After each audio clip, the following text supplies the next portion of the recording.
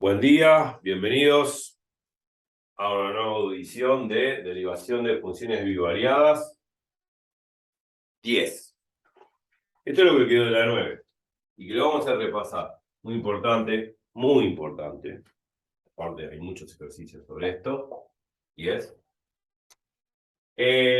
una propiedad, habíamos enunciado, muy fuerte, muy importante y muy útil para los ejercicios. Dice sea z de fx y una función bivariada, una función de clase 1. Sabemos que una función de clase 1, esto lo habíamos visto, si bien lo repasamos en el 9, pero lo vimos en el número 8. Una función de clase 1 es una función, digamos, una función es de clase 1 en un punto determinado eh, del dominio de la misma, si solo si las derivadas parciales existen y son continuas. Repásenlo, no vamos a escribir todo eso, pero era eso. Entonces, una función de clase 1 en AB es un punto del dominio de la función. Entonces, z de fxy es diferenciable en AB y además cumple esto, que el diferencial de z no es otra cosa que la derivada parcial de f de x en el punto AB, diferencial x, más la derivada parcial de f respecto a y en el punto AB, diferencial y. No vimos la noción de diferenciable porque la guía no aparece en el ejercicio de diferenciabilidad. Esto es una guía muy especial, más orientada a la gente que por ahí no es es de económica, pero no es de ingeniería exacta, pero a la gente de ingeniería exacta también le viene bien este video. Y estos videos que estamos dando. No dimos la definición de diferenciabilidad, o sea, cuando una función es diferenciable en un punto. Hay una definición, no la di, pero con tal que sea diferenciable, esto se cumple, esto del diferencial. O sea, no es necesario que sea de clase 1, con tal que sea diferenciable, para el que sabe la definición de diferenciabilidad, esto se cumple. Pero en este caso, como vimos lo que es una función de clase 1, aprovechamos esa definición y bueno, eso implica la diferenciabilidad de esta función, a pesar que no vimos la definición de esto, en un punto AB y cumple esta expresión que es diferencial z, es todo esto. Bueno, yo mostré intuitivamente de dónde sale esta fórmula, porque yo podría decir, bueno, acéptenlo. No, pero hay que razonar, por lo menos intuitivamente las cosas de dónde vienen, más allá de la demostración que a mí me encanta demostrar, pero ya vamos a demostrar todas estas cosas, inclusive este teorema a futuro para la gente de exacta ingeniería, amo la demostración, pero ahora lo importante es saber intuitivamente más o menos dónde salen las cosas y cómo aplicarlo, ¿no? Porque esto tiene una aplicación muy interesante después con la aproximación de funciones en un punto. Ahora vamos a ver. Una aproximación se llama aproximación lineal de la función en un cierto punto del dominio de la misma. Pero intuitivamente, ¿de dónde sale? Esto se llama diferencial Z, evaluado en AB. No, acá lo puse el título. Bueno, ¿de dónde sale? Intuitivamente, eh, eh, perdonando la pérdida de formalidad, porque obviamente habría que demostrarlo esto correctamente, sabiendo que la función de clase 1 con el teorema de valor medio de Lagrange, ¿no? Pero perdonando quizá el exabrupto o la falta de formalidad, esto no es una demostración, simplemente verlo intuitivamente. ¿De dónde sale esta expresión, ¿no? Tan útil, ¿no? Que ahora vamos a ver su utilidad. Intuitivamente, yo sé que el incremento de z es la diferencia entre dos valores, que se pueden ir acercando paulatinamente hasta que la diferencia entre ellos mismos se hace cero. O sea, puede tender a cero esa diferencia. Un incremento es una diferencia, ¿no? Que bueno, a futuro va a tender a cero, se va a aproximar a cero. El incremento de z es f de xy menos f de ab. Obviamente que cuando xy tiende a b, esta diferencia se hace muy chiquita, tan chiquita como quiera, como que tiende a cero. Pero desde un punto de vista de límite, ¿no? Como vimos en el análisis 1.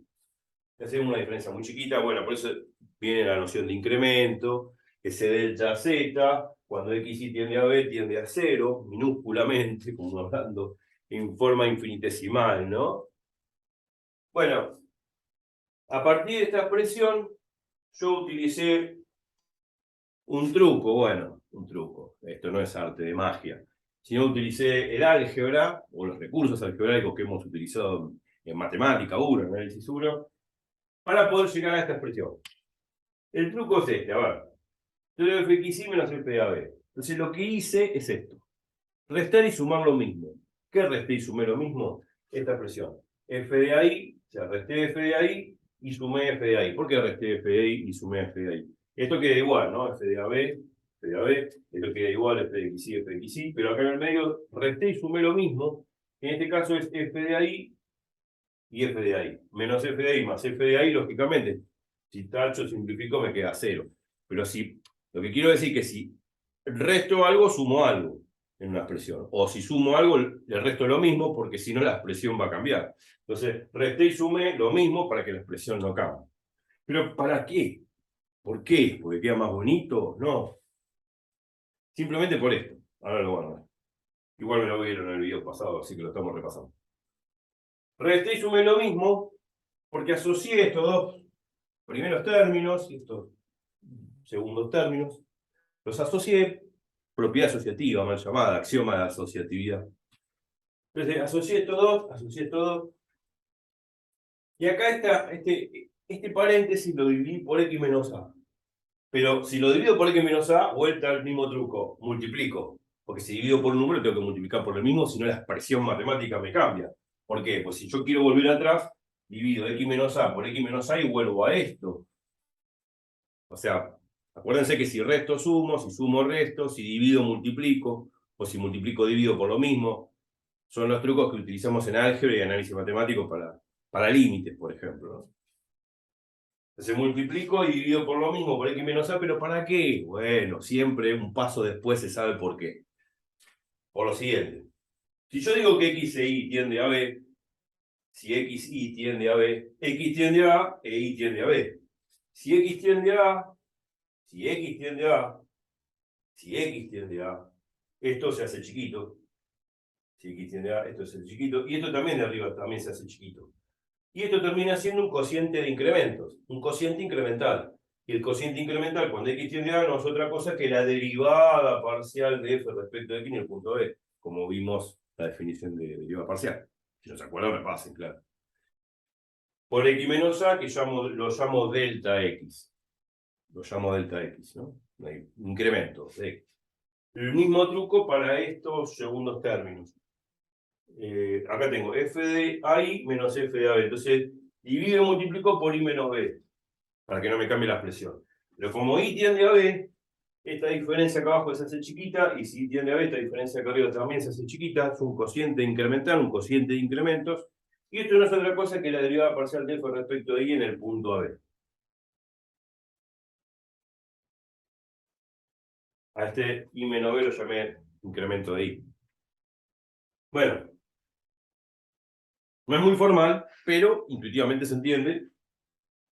Debería haber usado el teorema del valor medio de Lagrange. Bueno, no importa, el que me entiende me interesa ahora. Si me entienden bárbaro, si no me entienden no importa. Esta es la derivada parcial respecto de AB, de la derivada parcial de f respecto de x en el punto AB. Esta es la derivada parcial de f respecto de y en el punto AB. Y esto es x menos a, que lo llamo incremento x. Delta x, ¿no?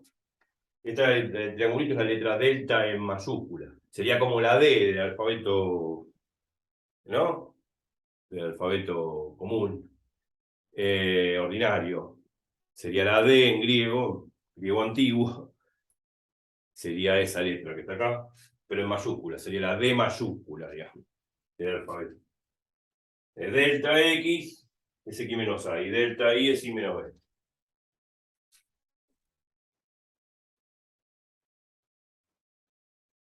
Bueno, y logré demostrar justamente que si XY tiende a B, este incremento, que es del incremento Z, se convierte en diferencial Z. Cuando X tiende a A, este incremento X se convierte en diferencial X. Y cuando Y tiende a B, este incremento Y se convierte en diferencial Y. Acá lo puse. Si delta incremento Z tiende a 0, ese incremento es diferencial Z. Si incremento Y tiende a 0, incremento de Y es diferencial Y. y si incremento de x tiende a 0, ese incremento de x es el diferencial x. Así se define. El diferencial es una notación que viene de Leibniz, pero tiene que ver con ese incremento cuando tiende a 0. Eso hay que entenderlo muy claramente. Más allá que el diferencial es una notación de Leibniz, el diferencial surge de hacer un incremento tendiendo a 0. Si el incremento tiende a 0, el diferencial correspondiente tiende a... si el incremento tiende a 0, ese incremento no es otra cosa que el diferencial. Cabe destacar, que no lo dije en el video pasado, que el diferencial no es un número real. Mucho ojo con eso. El diferencial no es un número real. Un número real lo conocemos, raíz de 2, 4, 5, 6. Está definido el número. Pero el diferencial z, ¿cómo lo voy a definir? Si el diferencial z, por ejemplo, viene del incremento cuando el incremento de z tiende a 0. Potencialmente sigue tendiendo a 0. Entonces, ¿qué valor tiene? No sé, bueno, sí. Incremento de z tiende a 0 y eso define el diferencial z, pero no está bien definido como un número real, no puedo definir. Entonces, el diferencial de cualquier variable no es un número real. Ojo. No importa eso al pasar la mención. Lo importante es que el diferencial z es la derivada parcial de f respecto a x en el punto A diferencial x, más la derivada parcial de f respecto a y en el punto B diferencial y. Esta fórmula que está acá surge de hacer este manejo, ya lo vimos, a través de los incrementos, y cuando esos incrementos tienden a 0 se convierten en diferenciales, por notación de Leibniz. ¿Pero qué utilidad tiene todo esto? Ah, bueno, ahora bien, lo mejor. La utilidad que tiene esto es que el diferencial de una función sirve para poder encontrar aproximadamente valores de la función en un cierto punto.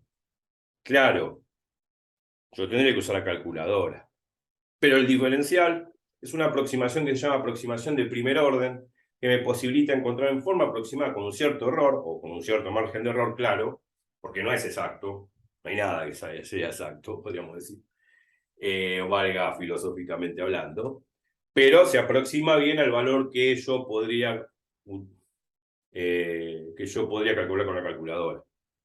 O sea, sin necesidad de usar una máquina, una laptop, una computadora, una calculadora, yo puedo estar en un viaje tranquilamente y calcular el valor de lo que sean decimales con un cierto margen de error, pero sin necesidad de utilizar ningún artefacto electrónico que me posibilite calcularlo. Por ejemplo, yo quiero calcular raíz cuadrada de 1,01 por 4,02. ¿Qué sé yo? Es una locura.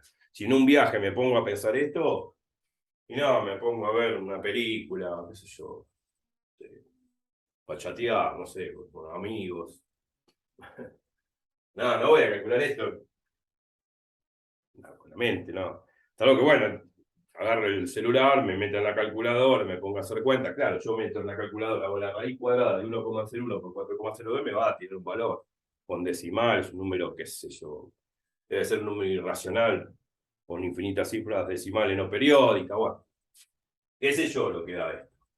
Pero si no cuento con una calculadora, si no quiero utilizar tecnología y quiero ponerme a razonar cómo podría calcular cosas como estas sin necesidad de utilizar la tecnología.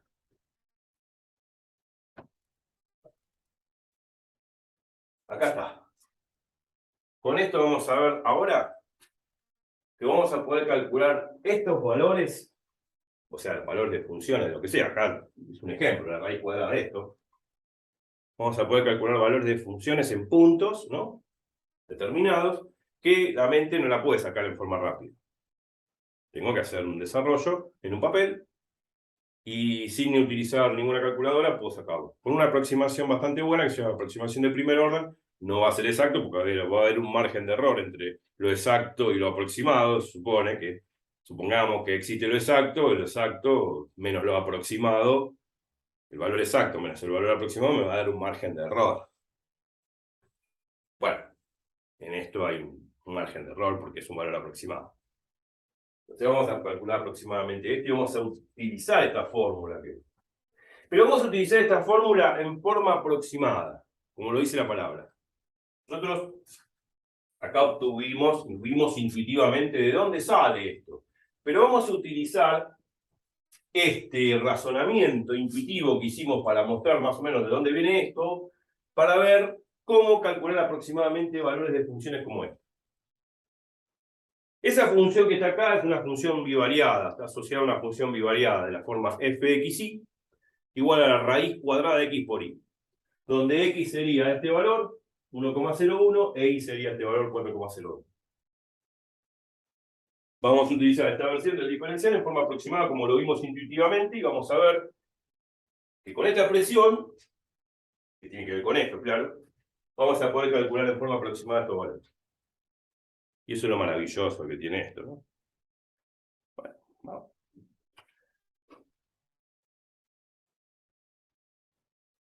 Así que voy a borrar, claro, voy a borrar el teorema.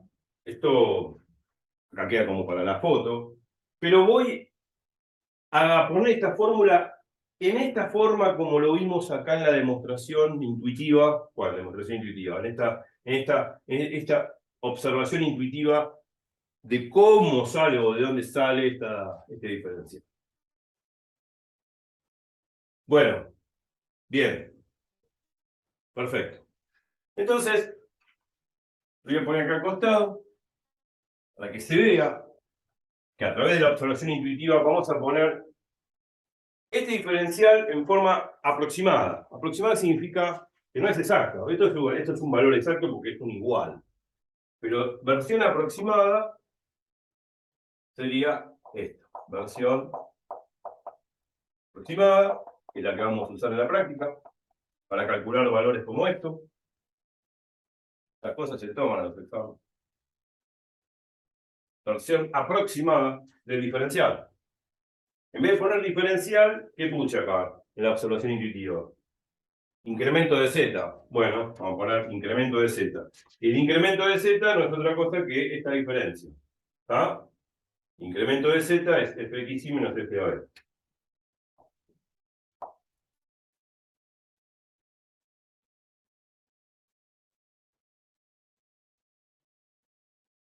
Y esto es aproximadamente igual. Fijémonos una cosa, ¿no? Fijémonos una cosa.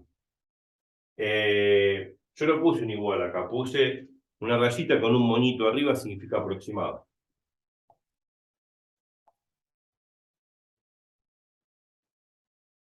No es igual.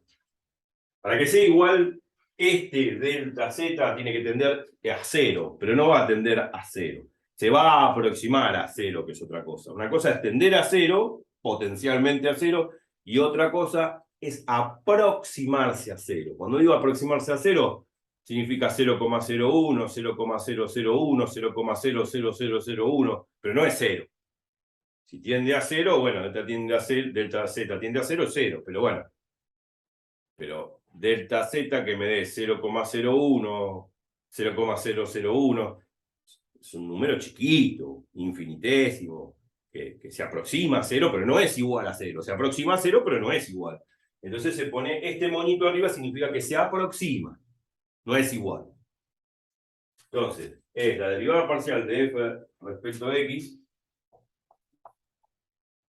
en la b, en el punto B. Acá, como estoy utilizando versión aproximada, tampoco pongo diferencial de x, pongo incremento de x.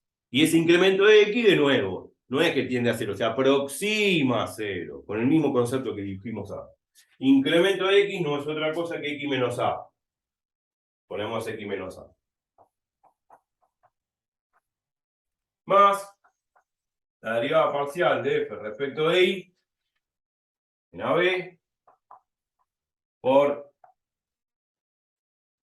No ponemos diferencial y ponemos incremento y que se aproxima a 0, de nuevo el mismo verso. El incremento de y es y menos b. Y acá tenemos la versión aproximada del diferencial.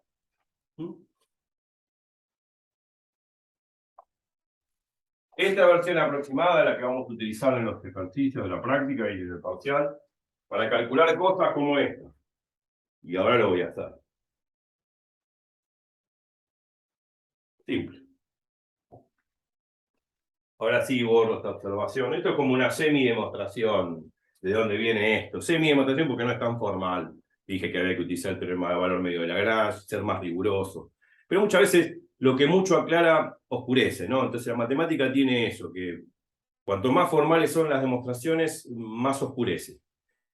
No digo que no sea una ciencia formal, pero no debería ser tan riguroso para poder entender intuitivamente o heurísticamente las cosas, porque si no uno pierde el concepto, ¿no? Uno puede ser más formal a medida que pasa el tiempo, como vio el teorema, lo vio intuitivamente, lo aplicó, y después se pone más riguroso y quiero, bueno, quiero una demostración más detallada, más elegante. Bueno, sí, bárbaro. Ya lo vamos a hacer. Pero no es la idea ahora simplemente saber usar la forma aproximada del diferencial para calcular estas cosas. Aparece en la guía. Bueno, listo. Borro esta observación intuitiva. De esta observación intuitiva sale esta versión aproximada. Así que detengan el video y vuelvan a ver. Okay.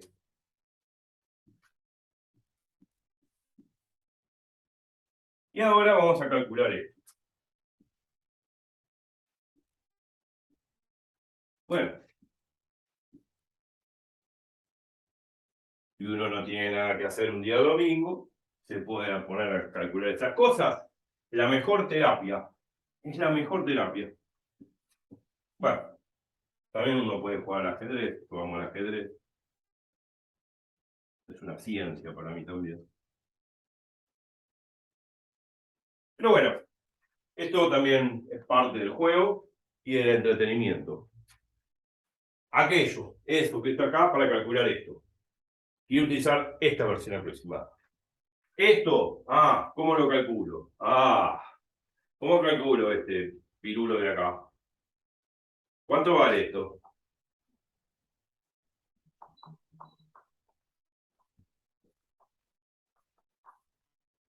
Pregunta. No, calculadora no. Es que digo que son. Esa es la calculadora, no tiene chiste. No. Quiero calcular esto con esto. Nada de calculadora. Bueno,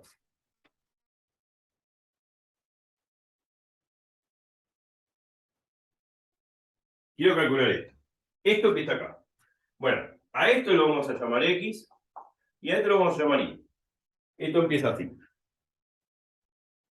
Bueno, X es esto e Y es esto.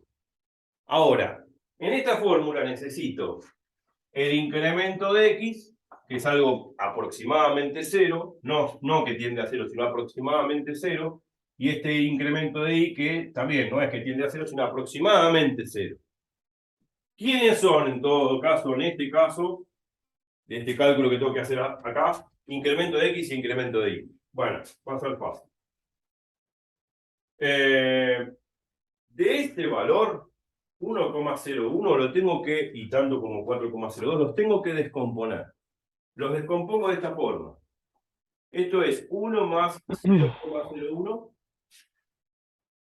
¿Está bien?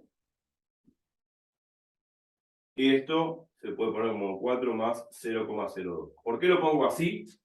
Bueno, para identificar el incremento de X y el incremento de Y, que son valores que son aproximadamente 0.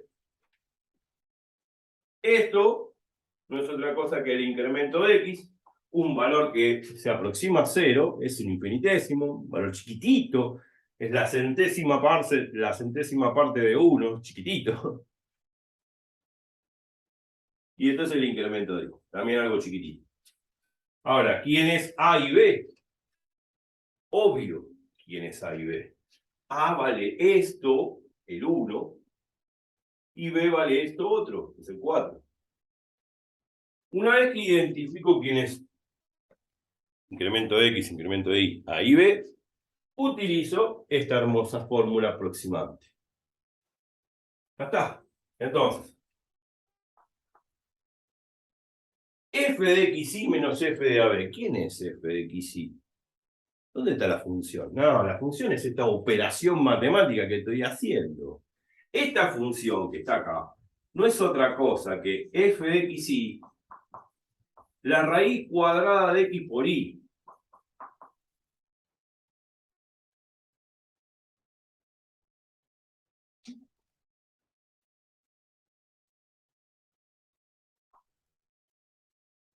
Vamos a ponerlo más grande. Esta función es la raíz cuadrada de x por y. No hay nada otro, no es otra cosa. Porque esta operación matemática identifica esta función, raíz cuadrada de x por y, donde en este caso particular x es 1,01 y y es 4,02, que si bien lo descompongo para saber quién es a, incremento de x, y b, incremento de y. Una vez que identifico eso, ya está. Utilizo esa fórmula. Se acabó. F de xy menos f de ab. Vamos. F de xy menos f de ab. F de xy no es otra cosa que raíz cuadrada de esto. 1,01 por 4,02. Esto es, bueno, a esto le tengo que restar f de ab. ¿Quién es f de ab? Bueno, es aplicar esta función, raíz cuadrada de a por b. A vale 1 y b vale 4. Entonces va a ser menos la raíz cuadrada de, donde dice x pongo a vale 1, donde dice b, donde dice y pongo b, que vale 4. Y esto es f de ab. Y esto es aproximadamente igual, no igual, aproximadamente igual, a la derivada parcial de esta función respecto de x. Ahora vamos a hacer. ¿En el punto qué? En el punto AB, el punto 1, 4. Por x menos a. ¿Quién es x menos a? El incremento de x. ¿Quién es el incremento de x? 0,01. Listo. Por 0,01. Más la derivada parcial de f respecto de y en el punto 1, 4. Bueno. Por y menos b. Y menos b es el incremento de y. ¿Quién es el incremento de y? 0,02. Listo. ¿Qué tenemos que hacer? Cálculo. Acá me queda 1 por 4, es 4. Raíz de 4, no hace falta calcular. La raíz de 4 es 2, porque 2 al cuadrado es 4. Entonces esto vale 2.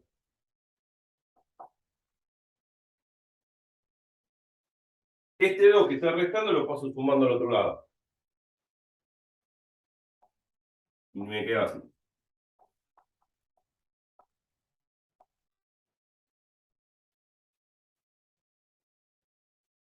Me va a quedar aproximadamente igual. El 2 que está restando lo paso sumando. Y si lo paso sumando, me queda lo mismo.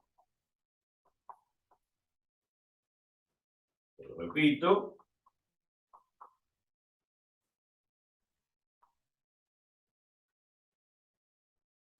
Más 2.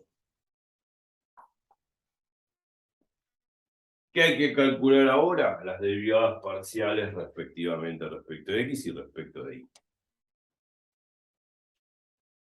¿Debería hacerlo por definición? Sí, había que hacerlo formalmente por definición de derivada. Pero acá la función va a ser derivable, la función esta, raíz de x por y, va a ser derivable en 1,4, no va a haber problema. Así que podríamos utilizar las propiedades algebraicas de la derivación. Bueno, se los voy a dejar de tarea, esto ya lo practicamos.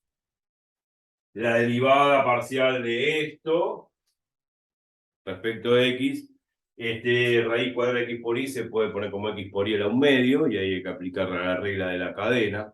Cuando uno deriva respecto de x, uno tiene que tener en cuenta que la y es constante. Pero hay que aplicar regla de la cadena. Y lo mismo cuando tengo que sacar la derivada de f parcial de f respecto de y. ¿No? Esto es x por y a la 1/2, lo de afuera se eleva a la 1/2, lo de adentro es x por y. Bueno, la x es constante si derivo respecto de y. Bueno, me va a dar un valor, reemplazo de x por 1 y por 4. Y bueno, ahí ya calculo las dos derivadas, las multiplico, digamos, la pongo acá, la pongo acá, hago esta cuenta. Acá me olvidé el 0,02, perdón. 0,0. Me olvidé el infinitésimo, el incremento de. Hacemos esta cuenta y esta cuenta, toda la cuenta, ¿no? Sumamos 2 y esto me va a dar un valor aproximado de la raíz cuadrada de 1,01 por 4,02. Podemos compararlo con algo que da la calculadora y vamos a ver que nos aproximamos bastante bien al valor supuestamente exacto, porque la calculadora tampoco es exacta, me da 8 cifras decimales exactas, pero después además no. O sea, me calcula la calculadora con una exactitud de 10 a la menos 8, para que entienda de errores. 10 a la menos 8, 10 a la menos 8 de error significa que los 8 primeros dígitos decimales después de la coma son exactos, pero después del noveno y los otros, y el del décimo, no sé, no van a ser exactos.